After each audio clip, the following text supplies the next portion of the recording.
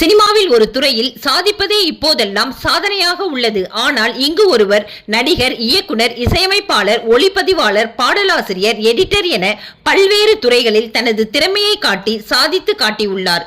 வேறு யாரும் இல்லை, டி. ராஜேந்தர் அவர்கள்தான். தமிழ் சினிமாவில் ஆல்ரவுண்டர் என்றே கூறலாம்.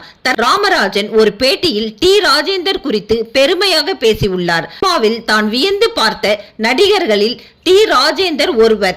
எல்லா நடிகர்களை விடவும் வித்தியாசமானவர். ராஜேந்திரன் எந்த நடிகையையும் தொட்டு நடிக்க மாட்டேன் என்று பெரிய அளவில் ஒரு சபதத்தை போட்டு அதை நிறைவேற்றியும் உள்ளார். 200 கோடி கொடுத்தாலும் சரி, நான் கதாநாயகியை தொட்டு நடிக்க மாட்டேன் என்று அவர் வெளிப்படையாகவே கூறிவிட்டாராம். என்னை பொறுத்தவரைக்கும் அவருடைய நடிப்பு, பேச்சு, இயக்கம் எல்லாமே வித்தியாசமாகவும் புதுமையாகவும் தான் இருக்கும். ராஜேந்திரனை எப்போதும் பிடிக்கும் என பெருமையாக பேசியுள்ளார்.